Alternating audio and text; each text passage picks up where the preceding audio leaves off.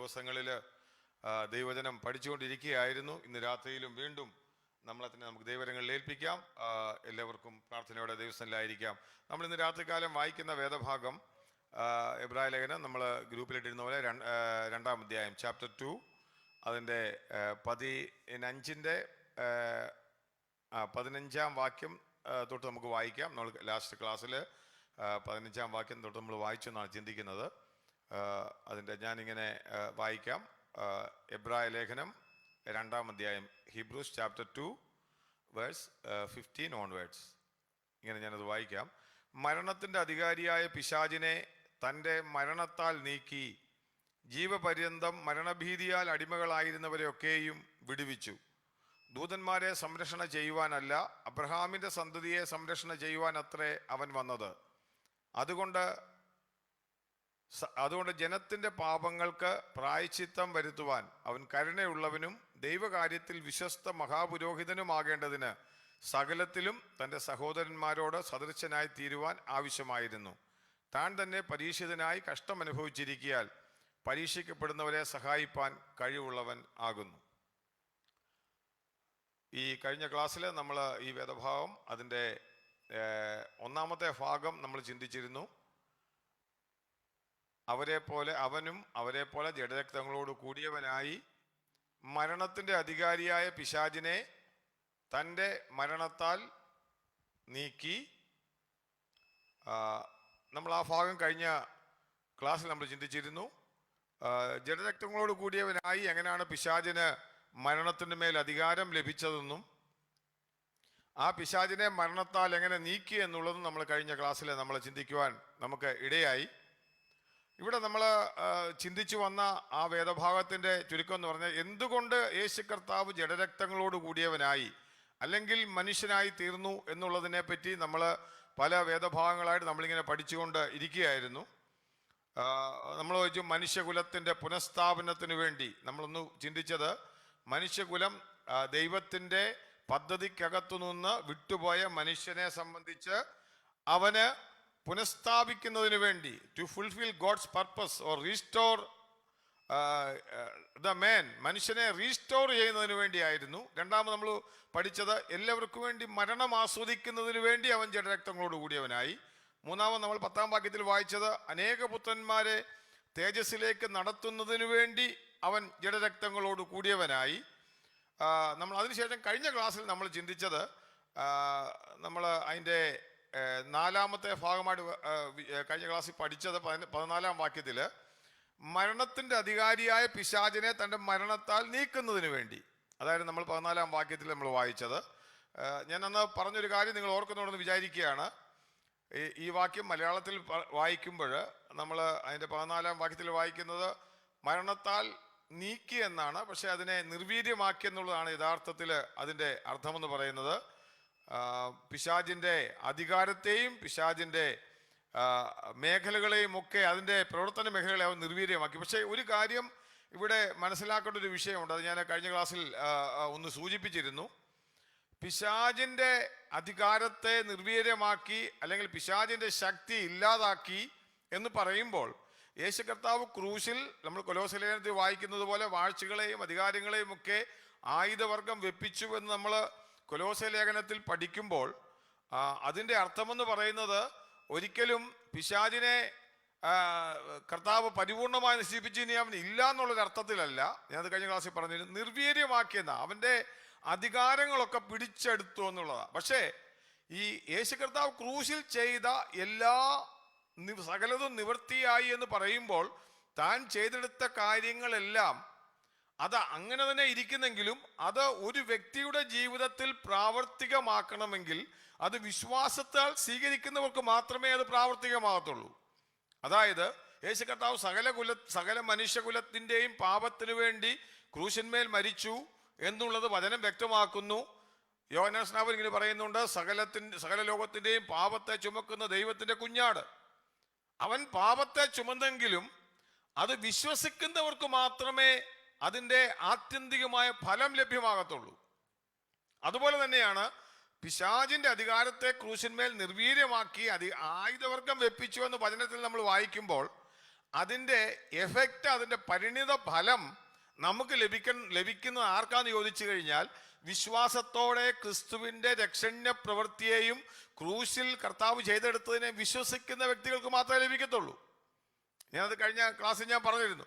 അല്ലെന്നുണ്ടെങ്കിൽ, അതുകൊണ്ട് കഴിഞ്ഞ ക്ലാസ്സിൽ ചില സഹോദരന്മാർ അതിനുശേഷം സംശയം ചോദിച്ചായിരുന്നു, അപ്പോൾ പിശാച് ഇപ്പോഴും ശക്തിയില്ലേ? ഞാൻ പറഞ്ഞു, പിശാചിന് ശക്തിയും അധികാരവും ദൈവമക്കളുടെ മേലില്ല, പക്ഷേ ലോകമനുഷ്യന്റെ മേലുണ്ട് അവന് അധികാരമുണ്ട്, ശക്തിയുണ്ട്. അവനെ കൊണ്ട്, ലോകമനുഷ്യനെ കൊണ്ട് എന്തു വേണമെങ്കിലും പിശാചിനെ ചെയ്യിപ്പിക്കാവുന്ന നിലയിൽ അവൻ്റെ കൈക്കീഴിലാണ് അവര്. എന്നാൽ ദൈവമകന്റെ ജീവിതത്തിൽ അവന്റെ പ്രത്യേകത എന്ന് വെച്ചാൽ, ക്രിസ്തുവിലായി കഴിയുമ്പോൾ പിശാചിന് അവന്റെ മേൽ അധികാരമില്ല. ക്രിസ്തു ക്രൂശിന്മേൽ നേടിയ ജയം, അതിൽ നമ്മൾ പങ്കാളിയാകുകയാണ്. പൗലോസ് അതുകൊണ്ടാണ് പറയുന്നത്, നമ്മെ എപ്പോഴും ജയോത്സവമായി ക്രിസ്തുവേശുവിൽ നടത്തുന്നു. ഞാൻ പറഞ്ഞത് നിങ്ങൾക്ക് ബോധ്യമാണെന്ന് വിചാരിക്കുകയാണ്. അതായത് ക്രിസ്തുവേശുവിലുള്ള ഒരു വ്യക്തിക്ക് മാത്രമേ ഈ പറഞ്ഞതുപോലെ പിശാചിനെ നിർവീര്യമാക്കി, അധികാരമില്ലാത്ത പിശാചിന്റെ ആ ഒരു ക്രിസ്തീയ ജീവിതം നയിക്കാൻ പറ്റത്തുള്ളൂ. എന്നാൽ ലോക മനുഷ്യനെ സംബന്ധിച്ച് അവൻ ഇപ്പോഴും പിശാചിന്റെ അധികാരത്തിലാണ്. ലോകത്തിന്റെ അധികാര മേഖലകള്, ലോകത്തിന്റെ പല കാര്യങ്ങളും നമ്മൾ ഈ പറയുന്നത് പോലെ തന്നെ പിശാചിന്റെ കീഴിൽ തന്നെയാണ്. അതുകൊണ്ടാണ് ലോകത്തോട് അനുരൂപരാകരുതെന്ന് പൗലോസ് പറഞ്ഞ് നമ്മൾ റോമാലേഖനം 12-ാം അധ്യായത്തിൽ നമ്മൾ പഠിക്കുന്നത്. പിന്നെ ഞാൻ പറഞ്ഞു, എന്നാൽ ആ വിശ്വാസിയെ സംബന്ധിച്ച് ആ വിശ്വസിക്കുമ്പോൾ അവന്റെ മേൽ പിശാചിന് അധികാരമില്ലെങ്കിലും അവൻ പഴയ പോലെ തന്നെ, ഏദൻ തോട്ടത്തിൽ വരുന്നത് പോലെ തന്നെ അവന്റെ പ്രത്യേകത എന്നാന്ന് ചോദിച്ചു കഴിഞ്ഞാൽ, വഞ്ചന അവന്റെ കയ്യിലുണ്ട്. അവൻ നമ്മളെ വഞ്ചിക്കുന്നവനാണ്. അത് ഞാൻ കഴിഞ്ഞ ക്ലാസ്സിൽ പറഞ്ഞതാണ്.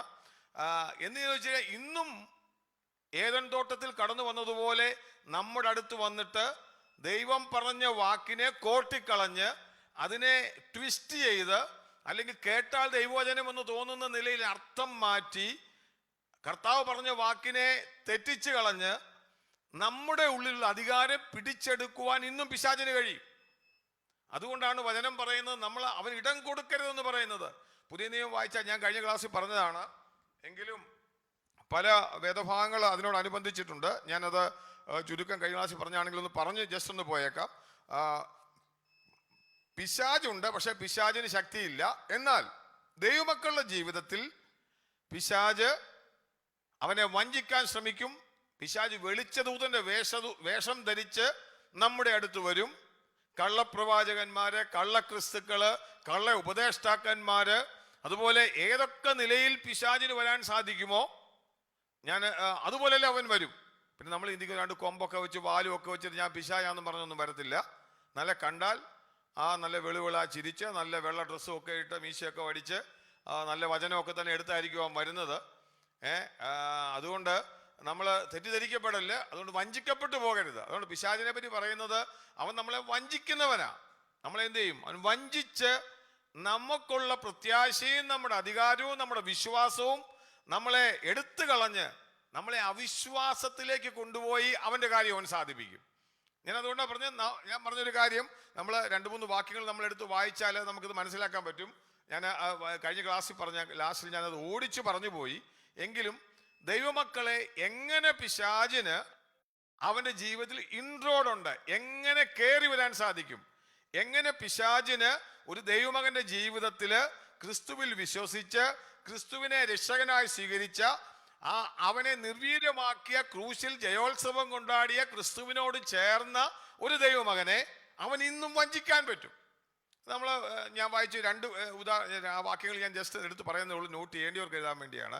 2 കൊരിന്ത്യർ 2:11 നമ്മൾ വായിക്കുമ്പോൾ അവിടെ പൗലോസ് ഒരു വ്യക്തിയെ പറ്റി പറയുന്നുണ്ട്. അവിടെ ആ വാക്യങ്ങൾ വേണം ജസ്റ്റ് ഒന്നുകൂടെ ഒന്ന് കഴിഞ്ഞ ക്ലാസ്സിൽ പറഞ്ഞാൽ പെട്ടെന്നൊന്ന് വേണമെങ്കിൽ ഒന്ന് വായിച്ചു പോയിക്കോ.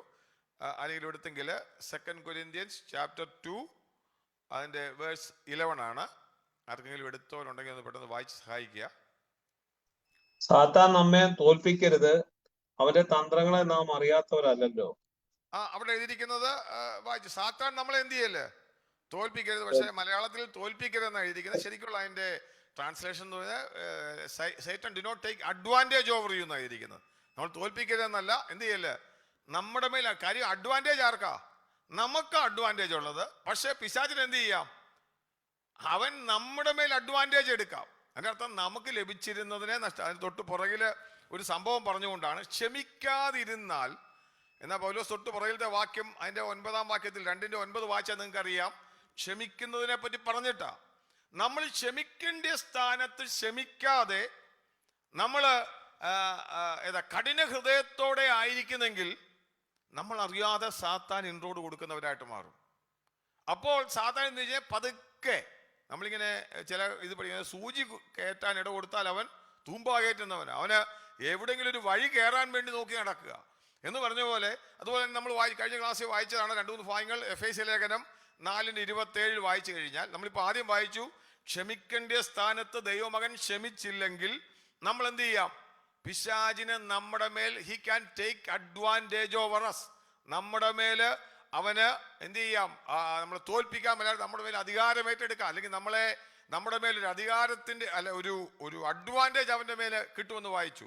അതുപോലെ നമ്മൾ എഫേസ്യ ലേഖനം 4:27 കഴിഞ്ഞ ക്ലാസ്സിൽ വായിച്ചതാണ്. അവിടെ കൊണ്ടൊന്ന് വായിച്ചു പെട്ടെന്ന്. Ephesians chapter 4. പിശാചിന് ഇടം കൊടുക്കരുത്. കള്ളൻ ഇനി കക്കാതെ മുട്ടുന്നവന് ദാനം ചെയ്യുവാൻ. അവിടെ അത്ര വായിച്ച ഭാഗത്തിനുണ്ട്. പിശാചിന് ഇനി എന്ത് ചെയ്യല്ല? ഇടം കൊടുക്കരുത്. പിശാചിന് ഇനി നമ്മൾ എന്ത് ചെയ്യാൻ പാടില്ല? അതായത് പിശാചിനെ നിർവീര്യമാക്കിയെങ്കിലും പിശാചിന് ഇടം കൊടുത്താൽ എന്ത് പറ്റും? അവൻ നമ്മുടെ ജീവിതത്തിൽ എന്ത് ചെയ്യും? കടന്നു കയറും. അവിടെയും പറയും, നിങ്ങൾ തൊട്ടു പുറകിൽ എന്നെ പറയുന്നുണ്ട് 26-ാം വാക്യത്തില് കോപത്തോടനുബന്ധിച്ച നോക്കി. 26-ാം വാക്യം വായിച്ചാൽ, കോപിച്ചാൽ പാപം ചെയ്യാതിരിപ്പീൻ, സൂര്യൻ അസ്തമിക്കുവോളം നിങ്ങൾ കോപം വച്ചുകൊണ്ടിരിക്കരുത്, പിശാചിന് ഇടം കൊടുക്കരുത്. ഞാൻ പറഞ്ഞത് നിങ്ങൾക്ക് വായിച്ച മനസ്സിലായെന്ന് വിശ്വസിക്കുക. അതായത് നമ്മള് ദൈവമകനെ സംബന്ധിച്ച് ഞാൻ പറഞ്ഞു നമുക്ക് കോപം വരത്തില്ലെന്നല്ല, എന്നാൽ കോപം വെച്ചോ നമ്മൾ പെട്ടെന്ന് നമ്മൾ ജഡത്തിലായിരിക്കുന്ന മനുഷ്യർ ചിലപ്പോൾ കോപിച്ചു പോകാനുള്ള സാധ്യതയുണ്ട്. പക്ഷെ എന്ത് ചെയ്യല്ലേ? ഓ ലോഡ്, തെറ്റായിപ്പോയി, ഇത് റോങ്ങാ, ഞാൻ ചെയ്തത് ശരിയായില്ല എന്നുള്ള നിലയിൽ നമ്മൾ വരുമ്പോൾ ഞാൻ പറയും, അല്ലെങ്കിൽ നമ്മൾ പറയുന്നത് ദൈവത്തിന്റെ വ്യക്തി പിശാചിന് ഇടം കൊടുക്കരുത്, അവന് ചെറിയ സ്പേസ്, ചെറിയൊരു ഇടം നമ്മൾ കൊടുക്കുകയാണ്. കൊടുത്തു കഴിഞ്ഞു കഴിഞ്ഞാൽ നമ്മൾ അറിയാതെ നമ്മുടെ ജീവിതത്തിൽ പരാജയം സംഭവിക്കും. അതുപോലെ നമ്മൾ 1 പത്രോസ് നമുക്കറിയാവുന്ന വാക്യം 1 പത്രോസ് 5:8 എന്തുകൊണ്ട് പിശാചിന് ഇനി ഇടം കൊടുക്കാൻ പറ്റും എന്ന് പറയുന്നുണ്ട്. First Peter chapter 5 verse 8. 1 പത്രോസ് 5:8. നിർമ്മതരായിരിപ്പീൻ, ഉണർന്നിരിപ്പീൻ, നിങ്ങളുടെ പ്രതിയോഗിയായ പിശാച് അലറുന്ന സിംഹം എന്ന പോലെ ആരെ വിഴുങ്ങേണ്ടത് എന്ന് തിരഞ്ഞ് ചുറ്റി നടക്കുന്നു. അതെ, മതി. ഇവിടെ പറയുകയാണ് പിശാചുണ്ട്, പിശാചിനെ നിർവീര്യമാക്കിയെന്ന് നമ്മള് ഇപ്പോഴത്തെ എബ്രായ ലേഖനത്തിൽ വായിച്ചാലും ഒരു കാര്യം പറയുന്നുണ്ട്, അവന് നമ്മുടെ മേൽ അധികാരമില്ല, അവനിങ്ങനെ ചുറ്റി നടക്കുക. ഏതാ? ആരെ വിഴുങ്ങേണ്ടെന്ന് നോക്കി ചുറ്റി നടക്കുകയാണ്. അവന്റെ ഈ അലർച്ചയൊക്കെ നമ്മൾ പേടിക്കേണ്ട ആവശ്യമൊന്നും. ചില ആൾക്കാർ പേടിച്ചു, അതുകൊണ്ട് അവൻ അലറുമൊക്കെ ചെയ്യും. പക്ഷേ അതുകൊണ്ട് 9-ാം വാക്യത്തിൽ, അതിൻ്റെ തന്നെ 9-ാം വാക്യത്തിൽ വായിക്കുന്നത് എങ്ങനെ നമ്മൾ നിൽക്കണമെന്ന് അറിഞ്ഞത്, വിശ്വാസത്തിൽ സ്ഥിരതയുള്ളവരായി അവനോട് എതിർത്ത് നിൽപ്പീൻ. 9-ാം വാക്യം വായിക്കുന്നത് അതിനകത്ത് തന്നെ. 8-ാം വാക്യം നമ്മൾ വായിച്ചത്. 9-ാം വാക്യത്തിൽ അവനെ എതിർക്കണമെങ്കിൽ വിശ്വാസത്തിൽ സ്ഥിരതയുള്ളവരായിരിക്കണം. നിർമ്മതരായിരിപ്പിൻ, ഉണർന്നിരിപ്പിൻ എന്നൊക്കെ പറഞ്ഞു കഴിഞ്ഞാൽ നമ്മൾ നിർമ്മതം എന്ന് പറഞ്ഞാൽ നല്ല മതമുള്ള, നല്ല മനസ്സോടെ ഇരിക്കണം, നിർമ്മല മനസാക്ഷിയോടെ ഇരിക്കണം, ഉണർന്നിരിക്കണം എന്ന് പറഞ്ഞു കഴിഞ്ഞാൽ നമ്മുടെ ജീവിതത്തിൽ പിശാച് എങ്ങനെ കടന്നു വരുമെന്നുള്ളതിനെപ്പറ്റി ഒരു ബോധ്യമുള്ളവരായിരിക്കണം. അതുകൊണ്ട് അവനെ എതിർക്കണം. വിശ്വാസത്തിലുള്ള സ്ഥിരത. വിശ്വാസത്തിൽ അസ്ഥിരതയുള്ളവരാണെങ്കിൽ പിശാച് നമ്മളെ വിഴുങ്ങും. അല്ലെങ്കിൽ ഈ വിഴുങ്ങാന്നൊക്കെ പറയുമ്പോൾ നിങ്ങൾ ചിന്തിക്കുന്ന പോലെ അതുകൊണ്ട് വലിയ അതോടെ തീർന്നു, വിഴുങ്ങി അങ്ങ് പോയി, അങ്ങനെ അർത്ഥമല്ല ഉദ്ദേശിക്കുന്നത്. നമ്മുടെ ചില സാഹചര്യങ്ങളിൽ നമ്മൾ പരാജിതരായി തീരും, അതാണ് പറയുന്നത്. അതുപോലെ തന്നെ ഞാൻ കഴിഞ്ഞ ക്ലാസ്സിൽ ഒത്തിരി വിഷയങ്ങൾ പറഞ്ഞിരുന്നു, നിങ്ങൾ ഓർക്കുന്നുണ്ടെന്ന് വിശ്വസിക്കുന്നു. 2 കൊരിന്ത്യർ 11:3 വായിക്കുമ്പോൾ സാത്താൻ താനും വെളിച്ച ദൂതന്റെ 2 കൊരിന്ത്യൻ എടുത്തോ, വാക്യം എടുത്തോ, 2 കൊരിന്ത്യൻസ് ചാപ്റ്റർ 11 വേഴ്സ് 3. അവിടെ നമ്മൾ വായിക്കുന്നുണ്ട്. തുടക്കം വായിച്ചോ. എന്നാൽ സർപ്പം ഹവ്വയെ വായത്താൽ ചതിച്ചതുപോലെ നിങ്ങളുടെ മനസ്സ്. സർപ്പം ഉപായത്താൽ ഹവ്വയെ ചതിച്ചതുപോലെ നിങ്ങളുടെ മനസ്സ് വഷളായി പോകുമോ എന്ന് ഞാൻ ഭയപ്പെടുന്നു. വേറൊരു ക്രിസ്തുവിനെ പ്രസംഗിക്കുന്നു.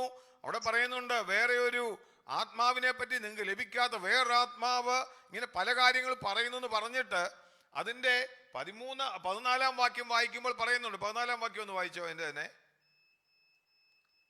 അത് ആശ്ചര്യവുമല്ല, സാത്താൻ താനും വെളിച്ചദൂതന്റെ വേഷം ധരിക്കുന്നുവല്ലോ. മതി. എന്താണ് അത്? ആശ്ചര്യമൊന്നുമില്ല. സാത്താൻ താനും എന്ത് ചെയ്യുന്നുണ്ട്? വെളിച്ചദൂതന്റെ വേഷം ധരിക്കുന്നുവല്ലോ. അതിനർത്ഥം നമ്മൾ അറിയത്തില്ല, പ്രസംഗിക്കുന്ന ഒരു ക്രിസ്തുവായിരിക്കും. പ്രസംഗിക്കുന്നത് നമ്മൾ വായിച്ചതുപോലെ, ഇവിടെ വായിച്ചതുപോലെ ഒരു യേശുവിനെ പറ്റിയായിരിക്കും പ്രസംഗിക്കുന്നത്, ഒരു ആത്മാവിനെ പറ്റിയായിരിക്കും പ്രസംഗിക്കുന്നത്, സുവിശേഷം എന്ന് തോന്നുന്നതായിരിക്കും പ്രസംഗിക്കുന്നത്. പ്രശ്നം എന്ന് വെച്ച് കഴിഞ്ഞാൽ സുവിശേഷം എന്ന് വെച്ചാൽ നല്ല വാർത്തയാ. തിരുവചനം പറയുന്ന സുവിശേഷം, ഗുഡ് ന്യൂസാ പ്രസംഗിക്കേണ്ടത്. എനിക്ക് വേണേൽ ലോകപരമായിട്ടുള്ള ഗുഡ് ന്യൂസ് പ്രസംഗിക്കാം. അതുപോലെ തന്നെ തിരുവചനം പറയാത്ത വിശുദ്ധിയുടെ ആത്മാവ്, പരിശുദ്ധ ആത്മാവിനെയാ പ്രസംഗിക്കേണ്ടത്. അതേസമയം അല്ലാത്ത ആത്മാവിനെ പ്രസംഗിക്കാം. തിരുവചനം പറയുന്ന യേശു കർത്താവിനെ അല്ല, വേറെ കർത്താവിനെ പ്രസംഗിക്കാം. സാത്താൻ താനും വെളിച്ചദൂതന്റെ വേഷം ധരിക്കുന്നുവല്ലോ. നിങ്ങൾ ആശ്ചര്യപ്പെടരുത്. അവിടെ എങ്ങനെയാ പറയുന്നത്? സർപ്പം ഹൗവയെ ഉപായത്താൽ വഞ്ചിച്ചതുപോലെ. അവിടെ സാത്താന്റെ ആയുധം എന്ന് പറയുന്നത് വഞ്ചനയാണ്. He will deceive.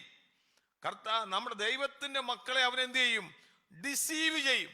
നമ്മൾ അറിഞ്ഞില്ലെങ്കിൽ അറിയാതെ നമ്മൾ എന്ത് ചെയ്യും? ഞാനത് ഇബ്രാഹിം പഠിച്ചപ്പോ തെന്നിപ്പോവും, ഡ്രിഫ്റ്റ് അവേ. നമ്മൾ അറിയാതെ പോകും. ഇവൻ ഈ വഞ്ചനയ്ക്കകത്ത് പോകുമ്പോൾ നമ്മൾ പെട്ടുപോകും. അതുപോലെ നമ്മൾ വായിക്കുന്നു 1 കൊരിന്ത്യർ 7:5 പറയുന്നുണ്ട്, സാത്താന്റെ പരീക്ഷയിൽ അകപ്പെടാതിരിക്കേണ്ടതിന് ഭാര്യ ഭർത്താക്കന്മാർ ഒന്നിച്ചായിരിക്കണം, പ്രാർത്ഥനയോടെ അന്യോന്യം ഇല്ലാതെ വേർപെട്ടിരിക്കരുത്. 1 കൊരിന്ത്യൻസ് 7:5 ടെംപ്റ്റേഷനെ പറ്റി പറയുക. ജഡീക പരീക്ഷ വരാതിരിക്കണമെങ്കിൽ നമ്മൾ എന്ത് ചെയ്യണം? അന്യോന്യം സ്നേഹത്തോടെ പറഞ്ഞുകൊണ്ട് മാറിയിരിക്കണം. അല്ലെങ്കിൽ പിശാച് നമ്മളെ ജഡീക പരീക്ഷയിൽ കൊണ്ടിടും, ടെംപ്റ്റേഷനിൽ കൊണ്ടുവരും. പിന്നെ നമ്മൾ വായിക്കുന്ന പോലെ അപ്പോസ്തല പ്രവൃത്തി ആക്ട്സ് ചാപ്റ്റർ 5:3 ദ്രവ്യാഗ്രഹത്തിൽ വീണ 2 പേരുടെ കാര്യം പറയുന്നുണ്ട്. ആരൊക്കെയാ? സഫീരയും അനന്യാസും. അനന്യാസും സഫീരയുടെ ചരിത്രം വായിക്കുമ്പോൾ പിശാച് അവിടെ പറയുന്ന വാക്യം എന്താ? 5:3 പറയുന്നത്, നിന്റെ മനസ്സ് പിശാച് കവർന്നു കളഞ്ഞോ എന്ന് ചോദിക്കുന്നുണ്ട്. കാര്യം എന്ന് വെച്ച് കഴിഞ്ഞാൽ, ദ്രവ്യാഗ്രഹം, പണത്തോടുള്ള സ്നേഹം വന്നപ്പോൾ അവരുടെ മനസ്സിന്റെ ഉള്ളിലേക്ക് പിശാച് കടന്നു കയറി. അതുകൊണ്ട് അവര് എന്ത് ചെയ്തു? ദ്രവ്യാഗ്രഹം സകലവിധ ദോഷത്തിന് മൂലം എന്ന് പറയുന്നത് പോലെ അവരവിടെ നിന്ന് അടുത്ത് നുണ പറഞ്ഞു, പിന്നെ ഓരോന്ന് പറഞ്ഞ് രക്ഷപ്പെടാൻ ശ്രമിച്ചു. ദ്രവ്യാഗ്രഹത്തിൽ അവര് തുടരുവാനിടയായി. ജെയിംസ് ചാപ്റ്റർ 4:7 യാക്കോബ് 4:7 നമ്മൾ വായിക്കുമ്പോൾ ഇങ്ങനെ വായിക്കും, നിങ്ങൾ ദൈവത്തിന് കീഴടങ്ങുവിൻ, പിശാചിനോട് എതിർത്ത് നിൽപ്പിൻ, എന്നാൽ അവൻ നിങ്ങളെ വിട്ട് ഓടിപ്പോകും. അവിടെ പറയുകയാണ്, ദൈവത്തിന് നിഗളം വന്നു കഴിഞ്ഞാൽ എന്താ അതിനർത്ഥം അറിയോ? നിഗളം, നമ്മൾ ദൈവത്തിന് കീഴടങ്ങുക. ചില ആൾക്കാർക്ക് ദൈവം എന്തെങ്കിലും ചെയ്തു കഴിഞ്ഞാൽ പിന്നെ അവരെ പിടിച്ചാൽ കിട്ടത്തില്ല, നിഗളികളാവും. ദൈവത്തിന് പറയാ, നിങ്ങൾ നിഗളികളാകരുത്. എന്ത് ചെയ്യണം? നമ്മൾ ഈ വാക്യത്തിൽ വായിക്കുന്ന പോലെ ദൈവത്തിന് കീഴടങ്ങി പിശാചിനോട് എതിർത്ത് നിൽക്കണം, എന്നാൽ അവൻ നിങ്ങളെ എന്ത് ചെയ്യും? വിട്ട് ഓടിപ്പോവും. എന്നാൽ അവൻ നിങ്ങളെ വിട്ട് ഓടിപ്പോവും. ഇന്ന് പലപ്പോഴും സംഭവിക്കുന്നത് എന്താണെന്ന് ചോദിച്ചു കഴിഞ്ഞാൽ, ഈ പിശാചിനോട് എതിർത്ത് നിൽക്കത്തില്ല, നിഗളത്തിന്റെ അവസ്ഥയിലേക്ക് കടന്നു വരുമ്പോൾ നമ്മൾ അറിയാതെ പിശാചിന്റെ വഞ്ചനയ്ക്കകത്ത് നമ്മൾ കുടുങ്ങിപ്പോവുകയാണ്. അതുകൊണ്ടാണ് ദൈവം എപ്പോഴും ദൈവത്തിന് എന്തുകൊണ്ട് സഹോദര വിശേഷം? ഞാൻ ദൈവത്തിന്റെ കൃപയാൽ ഞാൻ ആയിരിക്കുന്നു. എനിക്കല്ല, ദൈവം തന്നതല്ല അതൊന്നുമില്ല, അല്ലാതെ ദൈവം തന്നതുകൊണ്ട് ഞാൻ ഇപ്പോൾ ആയിരിക്കുന്നു. ഇങ്ങനെ പറയുന്ന ഒരു മനസ്സ് വരാതെ, അച്ഛാ ഞാൻ ഭയങ്കര പരിപാടിയാന്ന് പറയുന്നുണ്ടല്ലോ. ഞാൻ പറയാം, നമ്മളതിൻ്റെ ഉള്ളിൽ നമ്മുടെ നിഗളത്തിൽ നിന്നാ പറയുന്നെങ്കിൽ നമ്മൾ അറിയാതെ പിശാച് നമ്മളോട് അടുത്തടുത്ത് വന്നുകൊണ്ടിരിക്കുകയായിരിക്കും. അതുകൊണ്ട് നമ്മളിവിടെ വായിച്ചത്, പിശാചിനോട് എതിർത്ത് നിൽക്കണമെങ്കിൽ നമ്മൾ താഴ്മയുള്ളവരായിരിക്കണം. താഴ്മയുണ്ടെങ്കിൽ നമ്മൾ അറിയാതെ പിശാച് നമ്മുടെ അടുത്ത് വരുന്നത് അവൻ നമ്മളെ വിട്ട് ഓടിപ്പോകും. റോമൻസ് ചാപ്റ്റർ 16:20 നമ്മൾ വായിക്കുന്നുണ്ട്. അവിടെ വായിക്കുന്നുണ്ട്, ചക്കരവാക്കും മുഖസ്തുതിയും പറഞ്ഞ് സാധുക്കളുടെ ഹൃദയത്തെ വഞ്ചിക്കുന്ന കാര്യം പറയുന്നുണ്ട്. റോമൻസ് ചാപ്റ്റർ 16:20 അവിടെ പറയുന്നുണ്ട്, സാത്താനെ വേഗത്തിൽ നിങ്ങളുടെ കാൽക്കീഴ ചതച്ചു കളയും. ചക്കരവാക്കും മുഖസ്തുതിയും പറഞ്ഞുകൊണ്ട് ചിലരെന്ത് ചെയ്യും? വരുന്നുണ്ട്. അവരുടെ മുമ്പിൽ വെച്ചിട്ട് പറയാ, അത് കേട്ട് നമ്മൾ വീണു പോകല്ലേ, നിങ്ങൾ ദൈവത്തിന് വേണ്ടി നിൽക്കണം, അവരുടെ വാക്കിൽ വീണു പോകാതിരുന്ന പിശാചിന്റെ മേൽ നിങ്ങൾ ജയാളികളാകും. അതുപോലെ നമ്മൾ വേറെ, ഞാൻ ഇനിയും 2-3 വാക്കുകൂടെ പറയാം, നിങ്ങൾ ജസ്റ്റ് നോട്ട് ചെയ്താൽ മതി. വെളിപ്പാട് 2:10 റെവലേഷൻ ചാപ്റ്റർ 2:10, 2:13, 2:24 ഈ ഭാഗങ്ങളൊക്കെ നമ്മൾ വായിക്കുമ്പോൾ സാത്താന്റെ ആഴങ്ങൾ, ഡെപ്ത് ഓഫ് സൈറ്റൻ എന്ന് പറയുന്നുണ്ട്. അവിടെ സാത്താന്റെ ആഴങ്ങളെ അറിയാത്തവരെ പറ്റി പറയുന്നുണ്ട്. സാത്താൻ ഇരിക്കുന്നിടത്ത് സഭ ഇരിക്കുന്ന കാര്യം പറയുന്നുണ്ട്. ഞാൻ പറഞ്ഞതിന് ചുരുക്കം ഇത്രയേ ഉള്ളൂ. സാത്താനെ നിർവീര്യമാക്കി എന്ന് പറയുന്നത് കൊണ്ട് സാത്താൻ ഇല്ലെന്നുള്ളതല്ല. സ്റ്റിൽ ദൈവമകനെ സംബന്ധിച്ച് സാത്താൻ ഒന്നും ചെയ്യാൻ പറ്റത്തില്ല. ബട്ട് നമ്മൾ നിർമ്മതരായിരിക്കണം, ഉണർന്നിരിക്കണം. നമ്മൾ ആ പിശാചിനെ എതിർക്കേണ്ടടുത്ത് എതിർക്കണം. അങ്ങനെ നമ്മൾ കർത്താവിൽ കൂടെയുള്ള ജയം നമ്മൾ പ്രഖ്യാപിക്കുന്നവരായി മാറണമെന്ന് നമ്മൾ വായിക്കുന്നത്. ഞാൻ പറഞ്ഞതും സാത്താൻ is not destroyed but he is disarmed. അവൻ എന്ത് ചെയ്തിട്ടില്ല? ഡിസ്ട്രോയ് ചെയ്യപ്പെട്ടിട്ടില്ല. അവന്റെ ആയുധങ്ങളെ കർത്താവ് ക്രൂശിൽ എടുത്തു കളഞ്ഞു. വിശ്വസിക്കുന്നവന് ഈ ജയത്തിന്റെ അവകാശിയാ. എന്നാൽ കർത്താവ് എപ്പോഴാണ് അവന് പിശാചിനെ തോൽപ്പിക്കുന്നത്? നമ്മൾ വചനം വായിക്കും, വെളിപ്പാട് പുസ്തകത്തിൽ അവസാനം പിശാചിനെ ബന്ധിക്കുന്ന ഒരു ഭാവം വായിക്കുന്നുണ്ട്. ബന്ധിച്ചിട്ട് ഇവനെല്ലാം കൂടെ തീയും ഗന്ധവും കത്തുന്ന തീപ്പൊയ്യിൽ തള്ളിയിടും നമ്മൾ പറയുന്നുണ്ട്. അവിടെ വരെ പിശാച് ഡിസാംഡ് ആണ്, പക്ഷെ ഡിസ്ട്രോയ് ആയിട്ടില്ല. അവിടെ വെച്ചാണ് അവൻ ഡിസ്ട്രോയ് ആകുന്നത്. ഞാൻ പറഞ്ഞത് നിങ്ങൾക്ക് മനസ്സിലായെന്ന് വിശ്വസിക്കുകയാണ്. ഇനി നമുക്ക് തിരിച്ച് നമ്മുടെ വേദഭാഗത്തിലേക്ക് കടന്നു വരാം. അതിൻ്റെ 15-ാം അധ്യായത്തിൻ്റെ നമ്മൾ വാക്യം നമുക്ക് എബ്രായ ലേഖനത്തിലേക്ക് കടന്നു വരാം. 2-ാം അധ്യായത്തിലേക്ക് എല്ലാവരും തിരിച്ച് കടന്നു വരാം. ഞാൻ പറഞ്ഞത് ആ വേദഭാഗത്ത് നിന്ന് പറഞ്ഞൊരു കാര്യം പറയാൻ വേണ്ടി പറഞ്ഞതാണ്. 2-ാം അധ്യായത്തിൻ്റെ 15-ാം വാക്യത്തിൽ നമ്മൾ വായിക്കുമ്പോൾ 15-ാം വാക്യത്തിൻ്റെ അതിൻ്റെ 1-ാം ഭാഗത്ത് നമ്മൾ വായിച്ചു, പിശാചിനെ തൻ്റെ മരണത്താൽ നീക്കി എന്നുള്ളത് നമ്മൾ വായിച്ചു. 2-ാമത് തുടങ്ങുന്ന ഇങ്ങനെയാണ്: ജീവപര്യന്തം മരണഭീതിയിൽ അടിമകളായിരുന്നവരെയൊക്കെയും വിടുവിച്ചു. കർത്താവ് ശരീരത്തിൽ കടന്നു വന്നത്, അല്ലെങ്കിൽ ജഡരക്തങ്ങളോടുകൂടി വന്നതിൻ്റെ വേറൊരു കാര്യം, to deliver those in bondage of fear of death.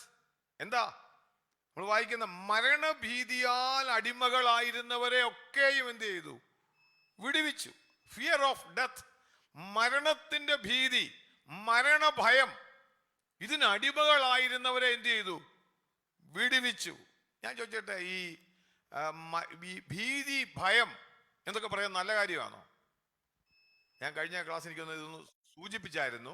ഈ ഭീതി, ഭയം എന്നൊക്കെ പറയുന്നത്, ഞാൻ പറയാം, ഈ ചില ആൾക്കാർക്ക് ഒന്നിനെയും പേടിയില്ലാത്ത പ്രശ്നം എന്ന് വെച്ചാൽ ഇപ്പോൾ ഇലക്ട്രിക് ലൈനേലും കയറി പിടിക്കും. എന്തോ അന്നേരം ഷോക്ക് അടിച്ച് ആകുന്നത്. അന്നേരം ഈ ഭയം നല്ലതാണ്, കൂടി ഭയമായാൽ എന്താണ്? പ്രശ്നവുമാണ്. ചില ആൾക്കാരുണ്ട് ഫ്ലൈറ്റേ കയറത്തില്ല. ഫ്ലൈറ്റേ കയറാത്തതിന് കാര്യം വെച്ച് കഴിഞ്ഞാൽ അതിൻ്റെ ഫിയർ. ഏതോ ഫ്ലൈറ്റേ കയറത്തില്ല, ബോട്ടേ കയറത്തില്ല. പിന്നെ നമുക്കറിയാം ഇങ്ങനെയുള്ള ഒത്തിരി കാര്യങ്ങൾ. ഈ ഫ്ലൈറ്റ് എൻ്റെ അച്ഛാ ഈ പൊങ്ങിപ്പോയിട്ട് ആകാശത്ത്, പണ്ടൊരാൾ പറഞ്ഞു, അച്ഛാ എങ്ങനെ ഇത് പോകുന്നത്? നൂൽബന്ധം പോലും ഇല്ലാതെ ആകാശത്ത് നിൽക്കുക, എപ്പോഴാണ് വീഴുന്നെന്ന് അറിയത്തില്ല. അതുകൊണ്ട് പേടിച്ചിട്ട് ഫ്ലൈറ്റിൽ എന്ത് ചെയ്യത്തില്ല. ഞാൻ ഉദാഹരണം പറഞ്ഞുള്ളൂ, ഫ്ലൈറ്റ് കയറത്തില്ല പേടിച്ചേച്ച്. പക്ഷേ ഞാൻ അതിനിടയ്ക്ക് പറയാം, ഈ ആൾക്കാർ ഏറ്റവും സേഫായിട്ടുള്ള ജേർണി ഇപ്പോൾ 10,000 പേര് ട്രാവൽ ചെയ്യാന്ന് വെച്ചാൽ, റോഡിൽ കൂടെ വണ്ടിയെ പോകുന്നവരും 10,000 പേര് ഫ്ലൈറ്റിൽ കൂടെ ട്രാവൽ ചെയ്യുന്ന ആൾക്കാരെ നമ്മൾ താരതമ്യം ചെയ്താൽ, ഒരു പഠനം നടത്തിയിട്ട് ഏറ്റവും കൂടുതൽ ആൾക്കാർ ഈ 10,000 പേർ റോഡിൽ കൂടെ പോകുന്ന ആൾക്കാരിലാണ് കൂടുതൽ ആക്സിഡൻ്റ് ഉള്ളത്. പക്ഷെ നമ്മൾ തോന്നുന്നതിനാ, എന്ന് വെച്ചാൽ നൂൽബന്ധം പോലും ഇല്ലാതെ മേളിൽ കൂടെ പൊങ്ങിപ്പോകുന്ന സാധനം എപ്പോഴാണ് താവോട്ട് വീഴുന്നതെന്ന് അറിയത്തില്ലെന്ന് പറഞ്ഞിരിക്കുന്നു. പക്ഷേ സേഫസ്റ്റ് ട്രാവൽ എന്ന് പറയുന്നത് ഫ്ലൈറ്റ് ആണെന്നാണ് ഞാനത് ഇതിനിടയ്ക്ക് പറഞ്ഞെന്നുള്ളേ ഉള്ളൂ. എന്നാൽ ഞാൻ പറഞ്ഞതിന് ചുരുക്കം എന്ന് വെച്ച് കഴിഞ്ഞാൽ, ഭയം ഒരു ലെവല് കഴിഞ്ഞു കഴിഞ്ഞാൽ നമ്മളെ അത് അടിമയാക്കും. ഇവിടെ എന്താ പറഞ്ഞിരിക്കുന്നത്? മരണഭീതിയാൽ അടിമകളായിരുന്നവരെ, നിങ്ങൾ വാക്യം ശ്രദ്ധിച്ച് വായിക്കണം. They are paralyzed in the bondage of fear of death. മരണത്തിന്റെ ഭയത്താൽ അവരൊരു ബോണ്ടേജിലായിരിക്കുക, അടിമത്തത്തിലായിരിക്കുക. ഇവിടെ കർത്താവ് ജഡത്തിൽ വന്നതിന്റെ വേറൊരു ഉദ്ദേശം, അവരെ എന്ത് ചെയ്തു? വിടുവിച്ചു. അവരെ എന്ത് ചെയ്തു? അതാ ഞാൻ പറഞ്ഞതിന്റെ കാര്യം. അന്നേരം കർത്താവ് വന്നതിന്റെ അടുത്ത 5-ാമത്തെ കാര്യം എന്ന് പറയുന്നത്, to deliver those in bondage of fear of death. മരണഭീതിയാൽ അടിമകളായിരുന്നവരെയൊക്കെയും വിടുവിച്ചു. ഞാൻ ഇന്ന് രാത്രിക്കാലം ഈ മരണഭയം എന്ന് പറയുന്നതും ഒരു നിലയിൽ പറഞ്ഞാൽ നല്ലതാണോ ചീത്തയാണോ എന്ന് ചോദിച്ചു കഴിഞ്ഞു കഴിഞ്ഞാൽ, ചില ആൾക്കാർ കണ്ടില്ലേ, ഓ എന്തോ വച്ചാ ഇതെന്ന് പറഞ്ഞാൽ ഇതിനെപ്പറ്റി ഒരു ചിന്തയില്ലാത്ത ആൾക്കാരുണ്ട്. മരണഭയം എന്ന് പറയുന്നതിനെ പറ്റി ഒരു ചിന്തയില്ലാത്ത ആൾക്കാരുണ്ട്. അവരെ നോക്കിയിട്ട് പൗലോസ് ഇങ്ങനെ പറയുന്നുണ്ട്. 1 കൊരിന്ത്യർ 1 കൊരിന്ത്യൻസ് ചാപ്റ്റർ 15:32 പറയുന്നുണ്ട്, തിന്നുക കുടിക്കുക നാളെ ചാവുമല്ലോ എന്ന്. അവരെ സംബന്ധിച്ച് എന്തുവാ, ഇതിങ്ങനെ പോകുന്നു, കുറച്ച് കഴിയുമ്പോൾ അങ്ങ് തീരും, അടിച്ചോടെ കഴിച്ചു, ഒരു ഭയവും ഇല്ല, ഒന്നിനെയും പേടിയില്ലാത്തതുകൊണ്ട് എന്ത് ചെയ്യും, അടിച്ചു പൊളിച്ച് ജീവിക്കുക. ഫിലിപ്പിയൻസ് ചാപ്റ്റർ 3:19 നമ്മൾ അതുപോലെ വായിക്കുന്നുണ്ട്. അവരുടെ അവസാനം വയറ് എന്നൊക്കെ പറഞ്ഞിട്ട് പൗലോസ് അവിടെ പറയുന്നുണ്ട്. ഞാൻ പറഞ്ഞതിൻ്റെ എന്ന് വെച്ച് കഴിഞ്ഞാൽ ഈ മരണഭയമെന്ന് പറയുന്നത് ഒരു പരിധിയിൽ, ഞാൻ നേരത്തെ പറഞ്ഞ പോലെ, ഏത് കാര്യങ്ങളും എക്സ്ട്രീം എൻഡിൽ പോയി കഴിഞ്ഞാൽ എന്താണെന്നറിയോ, അത് ഡിസാസ്റ്ററായിട്ട് മാറും. ഏത് വിഷയം നമ്മൾ എടുത്താലും എക്സ്ട്രീം എൻഡിൽ പോയി കഴിഞ്ഞാൽ, അത് ഭയമാണെങ്കിലും, ഭയം നല്ലതാ, ഞാൻ പറഞ്ഞില്ലേ, ഭയം നല്ലതായതുകൊണ്ടാണ് നമ്മൾ തീ പോലെ കണ്ട കൈ തൊടാത്തത്, ഭയമുള്ളതുകൊണ്ടാ. എന്നാൽ ഭയമില്ലെങ്കിൽ തീക്ക് അതുകൊണ്ട് കൈയിടും. ഇനി ഭയം കൂടിപ്പോയാലോ, പിന്നെ എന്തെങ്കിലും കണ്ടാൽ വഴിക്കോട്ട് പോകത്തില്ല, ഇരുട്ട് കണ്ടാൽ പിന്നെ വാതിൽ ഓർക്കത്തില്ല, പേടി എന്ന് ഞാൻ ഉദാഹരണം പറഞ്ഞ എന്ന് വെച്ചാൽ എന്ത് ചെയ്യും, അതുപോലെ ഭയത്തിന്റെ ബോണ്ട്, ഇതുപോലെ മരണ ഭയത്തിന് എന്ത് ചെയ്യുക, അടിമകളായിരിക്കുക എന്നുള്ളൊരു വിഷയമുണ്ട്. ഇന്ന് രാത്രി ഞാൻ പറയാം, കർത്താവ് ഈ ഭൂമിയിൽ മനുഷ്യനായി വന്നതിന്റെ ഒരു ഉദ്ദേശം എന്ന് പറഞ്ഞാൽ മരണഭീതിയാൽ അടിമകളായിരുന്നവരെയൊക്കെ എന്ത് ചെയ്യുക, വിടുവിക്കുന്നതിന് വേണ്ടിയാണ്. ചില ആൾക്കാർ ഈ മരണഭീതി കൊണ്ട് ജീവിതം മുഴുവൻ നാശമായ പലരുമുണ്ട്. എവിടെയെങ്കിലും ഒരു വേദന വന്നാൽ, അച്ഛാ ഒരു വേദന പോലെ തീരാൻ പോവാണ്, നെഞ്ചിൻ ഇവിടെ ഈ സൈഡിലോട്ട് മാറിയ ഒരു വേദന, പുറകിലൊരു വേദന, കിഡ്നി ആ ഭാഗത്തും കണ്ടായിരിക്കുന്നതെന്ന് പറഞ്ഞാലുണ്ട് കേട്ടോ. കിഡ്നിയിൽ വേദന വരുന്നവർക്ക് ഇങ്ങനെയാണ്. ഈ എന്തു പോയാലും എന്ത് ചെയ്യുന്നറിയോ, അങ്ങൊരു സംശയം. ഞാൻ പറയാം, ചില ആൾക്കാര് ഈ ഭയത്തിന്റെ എക്സ്ട്രീമെന്റാ, അത് എല്ലാം ഇങ്ങനെ ഭയത്തിന്റെ ഒരു എക്സ്ട്രീമെന്റിൽ പോകുന്നത്. എന്നാൽ വേറെ കാട്ട് ഭയം ഇല്ലാതെ പോകുന്നൊരു കൂട്ടരുണ്ട്. ഞാൻ ഇതിനകത്ത് ദൈവത്തിന്റെ വചനം പറയുന്നത്, നമ്മളെ സംബന്ധിച്ച്, ദൈവമകനെ സംബന്ധിച്ച് നമുക്കൊരു പ്രത്യാശ നൽകുന്നത് മരണത്തിനപ്പുറം. ഞാനത് വരുമ്പോൾ, ഇനി താഴോട്ട് വരുമ്പോൾ ഞാനത് പറയുന്നുണ്ട്. ചില ആൾക്കാർ ഈ മരണത്തെ, ഈ ലോകത്തെ നേരിടാൻ സാധിക്കാത്തതുകൊണ്ട് മരിച്ചാൽ മതിയെന്ന് പറയുന്ന ആൾക്കാരുമുണ്ട്.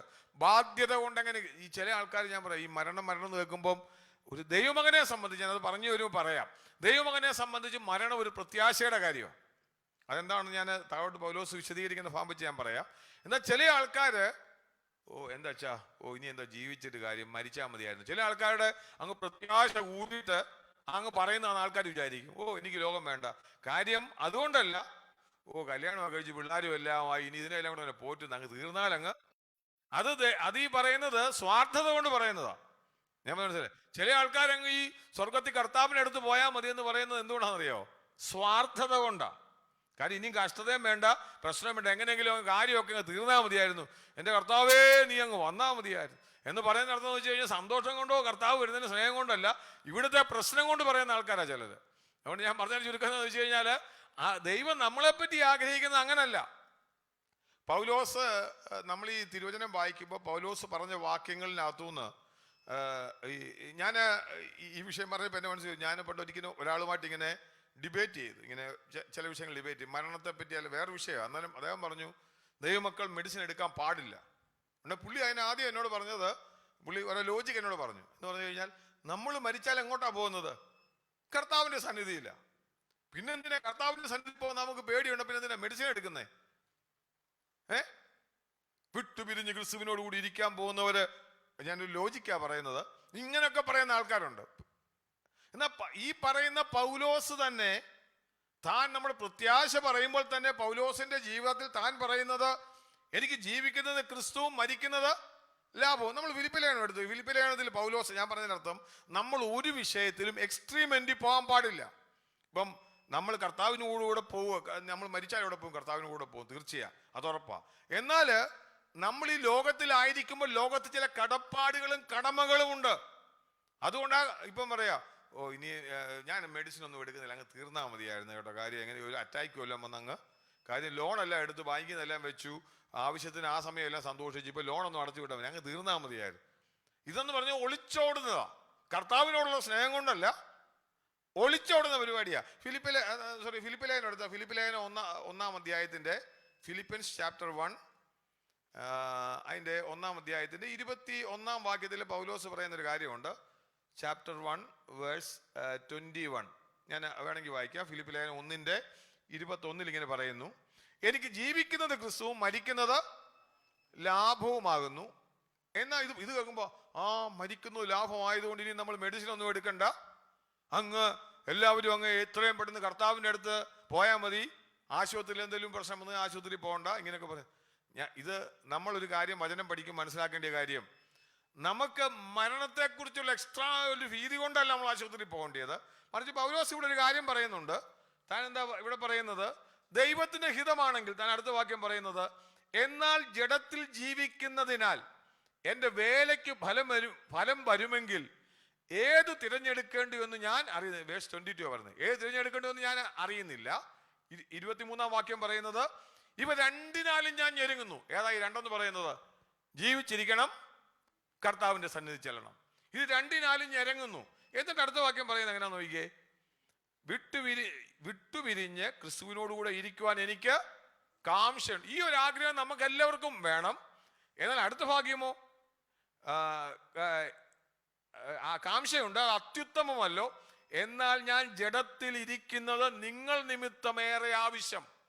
അതായത് ഞാൻ പറയട്ടെ, ഇന്ന് പൽക്കാലം ഞാൻ പറയാം, ഇന്ന് രാത്രികാലം പറയാം, നമ്മുടെ കാഴ്ചപ്പാടും ഇങ്ങനെ ആയിരിക്കണം. ലോർഡ്, ഞാൻ ഇവിടെ ഇരിക്കുന്നത് കൊണ്ട് നിന്റെ നാമത്തിന് അത് ഗുണമാണെങ്കിൽ, കർത്താവേ, keep me continue in this world, ഈ ലോകത്തിൽ എന്നെ കണ്ടിന്യൂ ചെയ്യണം. അല്ലാതെ ഇട്ടേച്ചോടുക, പിന്നെ ആത്മഹത്യ ചെയ്യുക, തീർന്നു. കർത്താവിൻ്റെ അടുത്ത് കർത്താവിന് ആത്മഹത്യ ചെയ്യുന്ന വേറെ വിഷയം, അതല്ല, ഇട്ടേച്ചു പോവുക, ഇങ്ങനെയൊക്കെ പറയുന്നതിനകത്ത് ലോജിക്കല്ല. ദൈവജനം പറയുന്നത് അങ്ങനെയല്ല. പൗലോസ് പറയുന്നുണ്ട്, ഈവൻ പൗലോസിന്റെ ജീവിതത്തിൽ പോലും ഞാൻ പറയാം, മരണത്തെ അഭിമുഖീകരിക്കേണ്ട സന്ദർഭം വന്നപ്പോൾ, ഞാനിത് പറയുന്നതിന് അർത്ഥം എന്ന് വെച്ച് കഴിഞ്ഞാൽ, ദൈവം തന്നിരിക്കുന്ന റിസോഴ്സസ് ഉപയോഗിക്കാൻ വേണ്ടിയാണ് ദൈവം നമ്മളെ ആക്കിയിരിക്കുന്നത്. ഒന്നും എക്സ്ട്രീം ഭയം കൂടി നമ്മൾ എക്സ്ട്രീം എൻഡിൽ പോകാൻ പാടില്ല. എന്നാൽ കർത്താവേ, ഞാൻ നേരത്തെ പറയുന്ന പോലെ നമ്മൾ ട്രീറ്റ്മെന്റ് എടുത്താൽ പോലും അത് ഫലിക്കണമെങ്കിൽ ഈ മരുന്നിന്റെ ഗുണം കൊണ്ടല്ല, ദൈവത്തിന്റെ ഒരു നമ്മളെ പറ്റിയുള്ള പദ്ധതി ഉണ്ടെങ്കിലേ അത് ഫലിക്കത്തു പോലും ഉള്ളൂ. അങ്ങനെ എത്ര വിശ്വസിക്കുന്നുണ്ട്. അതുകൊണ്ട് നമ്മൾ ട്രീറ്റ്മെന്റ് ചെയ്യുന്നതിനകത്ത് തെറ്റല്ല. പക്ഷെ നമ്മുടെ മനസ്സിൽ, കർത്താവേ, എൻ്റെ ജീവിതം ഇവിടം കൊണ്ടാ ഇത്രയും നിനക്ക് ആഗ്രഹമുള്ളെങ്കിൽ I am very happy lord, ഇവിടം കൊണ്ട് എന്നെ തീർക്കണമേ. അല്ല, ഞാൻ ഇരിക്കുന്നത് കൊണ്ട് നിന്റെ നാമത്തിനും ഹാലലി എനിക്ക് തന്ന, ഞാൻ പറയും, നമുക്ക് ഭാര്യയുണ്ട്, കുഞ്ഞുങ്ങളുണ്ട്, അതെല്ലാം ഇട്ടേച്ചങ്ങ് പോകണമെന്നുള്ള തോന്നലല്ല വേണ്ടിയത്. മറിച്ച് കർത്താവേ, നിന്റെ ഹിതമാണെങ്കിൽ അവരെയും ദൈവഹിതപ്രകാരം വളർത്തുന്നതിന് വേണ്ടി മുമ്പോട്ട് കൊണ്ടുപോകാനാണ് നീ എന്നെ ഇരുത്തുന്നെങ്കിൽ, ഈ ലോകത്തിന്റെ മധ്യത്തിലും കർത്താവേ നീ എന്നെ ഇരുത്തണമേ, എന്റെ തീരുമാനം എടുക്കാൻ നീ പ്രേരിപ്പിക്കണമേ എന്നുള്ള നിലയിൽ നമ്മൾ പ്രാർത്ഥിക്കണം. 2 കൊരിന്ത്യർ വായിക്കും, പൗലോസ്, ഈ പറയുന്ന പൗലോസ് തൻ്റെ മരണത്തിന്റെ പ്രതിസന്ധി വന്നപ്പോൾ താൻ പ്രാർത്ഥിക്കുന്നുണ്ട്. ഞാൻ വായിക്കാം, 2 കൊരിന്ത്യൻസ് ചാപ്റ്റർ 1, 2 കൊരിന്ത്യർ അതിൻ്റെ 1-ാം അധ്യായത്തില്, 2 കൊരിന്ത്യൻസ് ചാപ്റ്റർ 1 അതിൻ്റെ 10-ാം വാക്യത്തിൽ നമ്മളിങ്ങനെ വായിക്കുന്നുണ്ട്. അതിൻ്റെ 9-ാം വാക്യം, 9-ന്റെ അവസാനം തുടങ്ങി വായിക്കുന്നുണ്ട്, ഞങ്ങൾ മരിക്കുമെന്ന് ഉള്ളിൽ നിർണയിക്കേണ്ടി വന്നു. അടുത്ത വേഴ്സ് 10 ഇങ്ങനെ വായിക്കുന്നത്, ഇത്ര ഭയങ്കര മരണത്തിൽ നിന്ന് ദൈവം ഞങ്ങളെ എന്ത് ചെയ്തു? മരണം വന്നപ്പോൾ ഞാൻ കർത്താവിൻ്റെ അടുത്ത് പോകാൻ വേണ്ടി എന്നല്ല താൻ പറഞ്ഞത്. എന്താ പറഞ്ഞേ? ദൈവം എന്ത് ചെയ്തു? എന്നെ വിടുവിച്ചു, വിടുവിക്കുകയും ചെയ്യും, അവൻ മേലാലും വിടുവിക്കുമെന്ന് ഞങ്ങൾ അവനിൽ ആശ വച്ചിരിക്കുന്നു. അടുത്ത വാക്യം വായിച്ചു നോക്കിയേ, താൻ ഇങ്ങനെ വിടുവിക്കപ്പെടാൻ കാരണം എന്താ? വേഴ്സ് 11, അതിന് നിങ്ങളും ഞങ്ങൾക്ക് വേണ്ടിയുള്ള പ്രാർത്ഥനയിൽ തുണയ്ക്കുന്നുവല്ലോ. ഞങ്ങൾ ജീവനോടിരിക്കാൻ വേണ്ടി എന്ത് ചെയ്യുന്നുണ്ട്? നിങ്ങളും ഞങ്ങൾക്ക് വേണ്ടി പ്രാർത്ഥിക്കുന്നുണ്ടല്ലോ. ഞാൻ പറഞ്ഞ അന്നേരം അതിന്റെ അർത്ഥം എന്ന് പറയുന്നത്, പൗലോസ് വിട്ടുപിരിഞ്ഞ് ക്രിസ്തുവിനോടുകൂടി ഇരിക്കാൻ പറഞ്ഞുകൊണ്ട്, അച്ഛാ ഇനി ഞാൻ അങ്ങ് പോവുക ക്രിസ്തുവിനോട്, അതല്ല, അങ്ങനല്ല ആറ്റിറ്റ്യൂഡ് വേണ്ടിയത്. Lord, if it is your will, നിന്റെ ഹിതമാണെങ്കിൽ ഞാൻ ഇരിക്കണം. എന്നെ കൊണ്ട് പദ്ധതി ഉണ്ടെങ്കിൽ നമ്മുടെ ആവശ്യത്തിന് വേണ്ടി സഭയോട് പറയാ, കൊരിന്ത്യ സഭ, നിങ്ങൾ എനിക്ക് വേണ്ടി പ്രാർത്ഥിച്ചു, അതുകൊണ്ട് ഞാൻ വിടുവിക്കപ്പെട്ടു. ഞാൻ പറഞ്ഞു, ഞാൻ ഈ ഭൂമിയിൽ ജീവിക്കുന്ന ദൈവത്തിന്റെ പദ്ധതിക്ക് വേണ്ടിയാ. ഇങ്ങനെയുള്ള അതേ ചിന്ത നമ്മുടെ ഹൃദയത്തിലും ഉണ്ടാകണമെന്ന് ദൈവം ആഗ്രഹിക്കുക. ഞാൻ പറഞ്ഞത് നിങ്ങൾക്ക് മനസ്സിലായെന്ന് വിചാരിക്കുക. പിന്നെ ഞാൻ ഒരു കാര്യം പറയാം, ഈ മരണഭയം ഇല്ല എന്നൊക്കെ പറയുന്നത് വെറും പൊളിയാ. എല്ലാ മനുഷ്യനിലും എന്താണെന്നറിയാം, നാച്ചുറലാ. ഈ ജഡത്തിൽ ജീവിക്കുന്ന മനുഷ്യനെല്ലാം ഒരു ചെറിയ ഭയം, ഒരു ലെവൽ വരെ അല്ലെങ്കിൽ മറ്റൊരു ലെവൽ വരെ എല്ലാം ഈ മരണഭയം ഉണ്ട്. എന്നാൽ അതിനെ ഞാൻ എപ്പോഴും പറയുന്ന കാര്യം, ഇന്ന് രാത്രികാലം ഞാൻ പറയാം, മരണഭയം ഇല്ല, ഒന്നുമില്ല, ഇപ്പൊ മരിച്ചു കഴിഞ്ഞാൽ അങ്ങനെയൊക്കെ പറയുന്നത് വെറും വലിയ കൂടിയ ചിന്താഗതിയൊക്കെ പറയുന്നത്. എന്നാൽ അതിനേക്കാൾ അപ്പുറമായിട്ട് ഞാനൊരു കാര്യം പറയാം. ഈ മരണഭയത്തെക്കാൾ അപ്പുറമായിട്ട് കർത്താവിന് നമുക്ക് ശക്തി തരാൻ പറ്റും. ഇന്ന് രാത്രിക്കാൽ നമ്മൾ ലോഡ്, അത് കാരണം എന്താണെന്ന് ചോദിച്ചു കഴിഞ്ഞാൽ നമ്മൾ വായിച്ചതുപോലെ മരണഭയം, നമ്മൾ വായിച്ച എബ്രായ ലേഖനത്തിൽ വായിച്ച വാക്യത്തിൽ എന്താണ്? ജീവപര്യന്തം മരണഭീതിയാൽ അടിമകളെ ആയിരുന്നവരെ ഒക്കെയും എന്ത് ചെയ്തു? വിടുവിച്ചു. ഞാൻ പറഞ്ഞ കർത്താവ് ക്രൂശിൽ ചെയ്ത കാര്യം നമ്മുടെ ജീവിതത്തിൽ പ്രാവർത്തികമാകണമെങ്കിൽ നമ്മളത് വിശ്വാസത്തോടെ ഏറ്റെടുക്കണം. ഞാൻ പറയുന്നത് മനസ്സിലാകുന്നുണ്ടല്ലോ?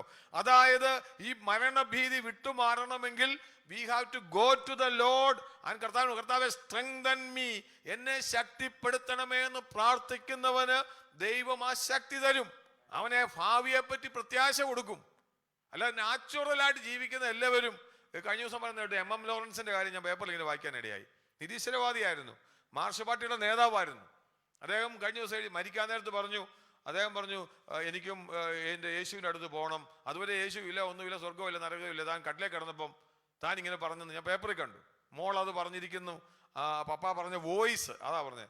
ഈ M.M. ലോറൻസ് താൻ മരിക്കാറായി കിടക്കുന്ന സമയത്ത് മകളോട് ഇട്ടിരിക്കുന്ന വോയിസിനകത്ത് എനിക്ക് എങ്ങനെയെങ്കിലും ഈ ലോകത്തിൽ നിന്ന് വിട്ട് എൻ്റെ കർത്താവിൻ്റെ കൂടുതൽ പോകണം, നീ എനിക്ക് വേണ്ടി പ്രാർത്ഥിക്കണം എന്നൊക്കെ പറയുന്ന ഒരു വോയിസ് കേൾക്കാനിടയിൽ. ഞാൻ പറഞ്ഞതിൻ്റെ കാര്യം, ഒരു ദൈവമകനെ സംബന്ധിച്ച് ആത്യന്തികമായിട്ട് വേണ്ടുന്നത് മരണത്തെ പറ്റിയുള്ള ഒരു ഭയമല്ല, മറിച്ച് അതിനെ അതിജീവിക്കാൻ കഴിയുന്ന ഈ ബോണ്ടേജിൽ നിന്ന് വിടുവിക്കുവാൻ കഴിയുന്ന കർത്താവിന്റെ ക്രൂശ് മരണത്തിൽ നമുക്കൊരു വിടുതൽ ഉള്ളത് ഒരു ദൈവമകൻ അവന്റെ ജീവിതത്തിൽ പ്രാവർത്തികമാക്കണം. അങ്ങനെയുള്ളവനെ സംബന്ധിച്ച് മരണത്തിന് മേൽ ഞാൻ പറയാം, മനുഷ്യന്റെ ശക്തി കൊണ്ട് നമുക്കെല്ലാം നേടാൻ പറ്റത്തില്ല. വി കനോട്ട്, നമുക്കൊരിക്കലും അത് ഫുൾ സ്വിംഗ് ആയിട്ട് വരാം. ഞാൻ പെട്ടെന്ന് എൻ്റെ വാക്യം കൂടെ സമയമില്ല, പെട്ടെന്ന് തീരുകയാണ്. ഇന്നെങ്കിലും ഈ 2 വാക്യം തീർക്കണമെന്ന് വിചാരിച്ചാണ്. 1 കൊരിന്ത്യർ നമുക്ക് 15:54, 1 കൊരിന്ത്യൻ 54:15, ചാപ്റ്റർ 15:54 പറയുന്നുണ്ട്, മരണമെന്ന് പറയുന്നത് പിശാചിന്റെ ഭയത്തിന്റെ വിഷമുള്ള മനുഷ്യനിലേക്ക് തരികയാണ്. നിങ്ങൾക്ക് വായിച്ചാൽ അറിയാം അവിടെ മരണത്തിന്റെ വിഷം എന്തേ? പാപത്തിന്റെ വിഷം. ആ വാക്യം ഒന്ന് എങ്ങനെ ഇരിക്കുന്നത് ഞാൻ വായിക്കാം. 1 കൊരിന്ത്യർ 15-ാം അധ്യായം, നമുക്ക് വളരെ പരിചയമുള്ള വാക്യമാണ്. ഇങ്ങനെ വായിക്കുന്നത്, ഹേ മരണമേ നിന്റെ ജയം എവിടെ, ഹേ മരണമേ നിന്റെ വിഷമുള്ള എവിടെ എന്ന് പറഞ്ഞിട്ട് ഇങ്ങനെ പറയുകയാണ്, മരണത്തിന്റെ വിഷമുള്ള പാപം, പാപത്തിന്റെ ശക്തിയോ ന്യായപ്രമാണം എന്ന് പറഞ്ഞു കഴിഞ്ഞാൽ ഈ മരണത്തിന്റെ ഒരു ശക്തി, അല്ലെ മരണത്തിന് ഒരു വിഷമുള്ളുണ്ട്. വിഷമുള്ളെന്ന് പറഞ്ഞാൽ അറിയാമോ? സാധാരണ മുള്ളുണ്ട്, അതെന്ന് പറഞ്ഞാൽ ചെറിയ വേദന എടുക്കും. വിഷമുള്ളെന്ന് പറഞ്ഞാൽ കട്ട് കഴിക്കുന്നതാണ്. വിഷമുള്ളെന്ന് പറഞ്ഞാൽ എന്തുവാ? അതിന് ഇംഗ്ലീഷ് എഴുതിയിരിക്കുന്ന അവിടെ ഇരിക്കുന്ന വാക്കെന്ന് പറയുന്നത് 15 വിഷമുള്ളെന്നുള്ളതിന് എന്തോ ഇരിക്കുന്നത്? സ്റ്റിഞ്ച് അല്ലേ? സ്റ്റിഞ്ച് എന്ന് വെച്ചാൽ അത് ആ വിഷം, അതൊരു നമുക്ക് ഭയങ്കരമായിട്ട് കട്ട് കഴിക്കുന്ന സ്റ്റിഞ്ചാ. പക്ഷെ ഇവിടെ നമ്മൾ പറഞ്ഞ അടുത്ത വാക്യം എന്താ വായിക്കുന്നത്? വേഴ്സ് 57 എന്താ വായിക്കുന്നത്? അതിനൊരു വിഷമുള്ളുണ്ട്. പക്ഷെ 57 എന്താ വായിക്കുന്നത്? നമ്മുടെ കർത്താവായ യേശു ക്രിസ്തു മുഖാന്തരം നമുക്ക് ജയം നൽകുന്ന ദൈവത്തിന് സ്തോത്രം. ഏതിൽ നിന്നാ? ഈ മരണത്തിന്റെ വിഷമുള്ളിന്റെ സ്റ്റിഞ്ചിൽ നിന്ന് ഒരു ദൈവമകന് എങ്ങനെ ജയമുണ്ട്? ക്രിസ്തുവേശുവിൽ കൂടെ ജയമുണ്ട്. അതായത് നമ്മൾ ദൈവസന്നിധി പറയണം, കർത്താവേ ദിസ് വിക്ടറി ക്രിസ്തുവിൽ കൂടെ എനിക്കുണ്ട്. ക്രൂശിൽ നമ്മൾ വായിച്ചതുപോലെ മരണഭീതിയാൽ അടിമകളായിരുന്നവരെയൊക്കെയും വിടുവിച്ചു എന്ന് നമ്മൾ വായിച്ചു. നിരാന്തകാലം എന്നെ കേൾക്കുന്ന ഞാൻ പറയാം, മാനുഷികമായിട്ട് നമ്മളായിരിക്കുമ്പോൾ ഞാൻ പറയാം, കർത്താവ് ക്രൂശിൽ ചെയ്തെടുത്തത് എല്ലാം ഒന്നും നമ്മൾ അവകാശമാക്കിയിട്ടില്ല.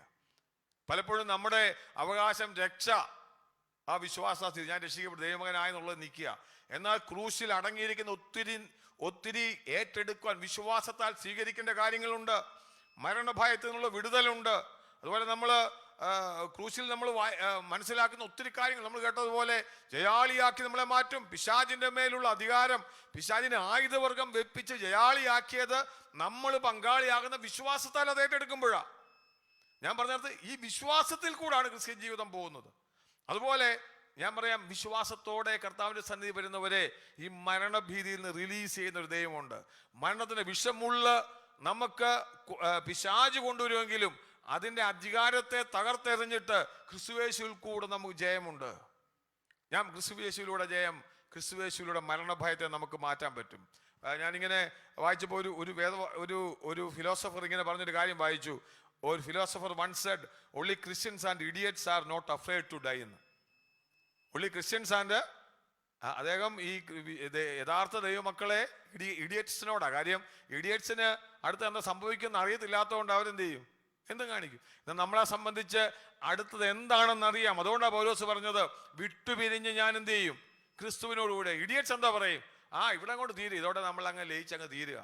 പക്ഷേ ഒരു വിശ്വാസിയുടെ പ്രത്യാശ എന്ന് പറയുന്നത് വിട്ടുപിരിഞ്ഞാൽ ക്രിസ്തുവിനോടുകൂടെ ആയിരിക്കുമെന്നുള്ളത് നിങ്ങൾക്ക് പറഞ്ഞ് മനസ്സിലാവുന്നുണ്ട് എന്ന് വിശ്വസിക്കുകയാണ്.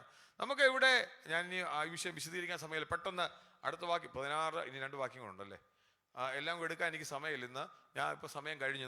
ഞാനതുകൊണ്ട് ഇവിടെ കൊണ്ട് അവസാനിപ്പിക്കുക. എനിക്കത് 16, 17 വാക്യം പറയാൻ വന്നത്, പക്ഷെ അതിൻ്റെ മുമ്പിലത്തെ ഭാഗം വന്നപ്പോഴത്തേന് തീർന്നു, സമയം അവസാനിച്ചു. ഞാൻ പറഞ്ഞത് നിങ്ങൾക്ക് ബോധ്യമായെന്ന് ഞാൻ വിശ്വസിക്കുകയാണ്. അതായത് ഇന്ന് രാത്രിക്കാലം ഞാൻ പറയാം, ക്രിസ്തുവിൻ്റെ ക്രൂശ് മരണം. ആ വേദഭാഗത്തിലേക്ക് നമുക്ക് ഒന്നുകൂടെ കടന്നു വരാം. നമ്മൾ എബ്രായ ലേഖനത്തിലേക്ക്, ഹീബ്രൂസ് ചാപ്റ്റർ 2, അവിടെ നമ്മൾ വായിച്ച വേദഭാഗം ഇങ്ങനെയാണ്. 2 കാര്യങ്ങൾ 15-ാം വാക്യത്തിൽ വായിക്കുന്ന പിശാചിനെ തൻ്റെ മരണത്താൽ നീക്കി, ഒന്നാമത്തെ ഭാഗം. രണ്ടാമത് മരണഭീതിയാൽ അടിമകളായിരുന്നവരെയൊക്കെയും വിടുവിച്ചു. ഈ 2 കാര്യങ്ങൾ ഞാൻ ഇന്ന് പറഞ്ഞു. ഒരു കാര്യമേ പറഞ്ഞുള്ളൂ, മരണഭീതിയാൽ അടിമകളായിരുന്നവരെയൊക്കെയും വിടുവിച്ചു. ഇന്ന് രാത്രിക്കാൽ നമുക്കൊരു ജയമുണ്ട്, അത് ക്രിസ്തുയേശുവിൽ കൂടാ. മരണത്തിനൊരു സ്റ്റിഞ്ചുണ്ട്. ലോകമനുഷ്യനൊക്കെ ഭയപ്പെടുന്നതിൻ്റെ കാരണം ഒരു സ്റ്റിഞ്ചുള്ളത് കൊണ്ടാണ്. നമുക്കറിയാം, സ്കൂളിൽ ഇപ്പം നമുക്ക് ഈ സ്കൂളിലൊക്കെ പോകുമ്പം നമ്മളെ അടിക്കുന്ന ടീച്ചർമാരൊക്കെ ഉണ്ട്, നമുക്ക് പേടിയാണ് പോകാൻ, അല്ലേ? എന്നാൽ നമുക്ക് ഒരു കാര്യം മനസ്സിലാക്കുക, ആ ടീച്ചർ നമ്മളെ നല്ല നിലയിലാണ് കൊണ്ടുപോകാനുള്ള ബോധ്യം വന്നത്. പണ്ട് എനിക്ക് സ്കൂളിലൊക്കെ പോകുമ്പോൾ ചില ടീച്ചേഴ്സിൻ്റെ ക്ലാസ്സിൽ പോകുമ്പോൾ കൊച്ചായിരിക്കുമ്പോൾ ഭയങ്കര ചൂരലൊക്കെ നമ്മൾ പറഞ്ഞ ചുട്ടുപഴിപ്പിച്ച് ചൂരലുമായിട്ടൊക്കെ വരുമായിരുന്നു. എന്ന് പറഞ്ഞ പോലെ നമ്മളെ സംബന്ധിച്ചിന്ന് ഈ ഡെത്ത് ഏഞ്ചൽ എന്ന് പറയുന്നത്, അല്ലെങ്കിൽ മരണത്തിൻ്റെ ഒരു ഡാർക്ക് ഏഞ്ചൽ അല്ല. നമ്മളെ സംബന്ധിച്ച് മരണമെന്ന് പറയുന്നത് ദൈവത്തിൻ്റെ സന്നിധിയിലേക്ക് കൊണ്ടുപോകുന്ന, കർത്താവിൻ്റെ അടുത്തേക്ക് കൊണ്ടുപോകുന്ന ഒരു വൈറ്റ് ഏഞ്ചലായിട്ട് നമുക്ക് കാണാൻ പറ്റുന്നെങ്കിൽ, ക്രിസ്തുയേശുവിൽ കൂടെ ആ ജയം നമുക്ക് ഏറ്റെടുക്കാൻ പറ്റുന്നെങ്കിൽ, രാത്രികാലം അതാണ് ഒരു ദൈവമകനെ സംബന്ധിച്ച് ഏറ്റവും വലിയ കാര്യം. ഇന്ന് രാത്രികാലം കണ്ണുകളെ കിടക്കി ഒരു നിമിഷം പ്രാർത്ഥിക്കാം. അതിനുശേഷം മോൻസ് ഞാൻ പ്രാർത്ഥിച്ച ആശീർവാദം പറഞ്ഞ് മീറ്റിംഗ് അവസാനിപ്പിക്കും. വചനം കേട്ട എല്ലാവരെയും നമുക്ക് ദൈവകരങ്ങളിൽ ഏൽപ്പിക്കാം. ഇന്ന് രാത്രികാലം വിശ്വാസത്തോടെ നമുക്ക് പറയാം, കർത്താവേ, നിന്റെ സന്നിധിയിലേക്ക് ഞാൻ കടന്നു വരുന്നു. കർത്താവേ, ഞങ്ങളെ നീ കർത്താവ്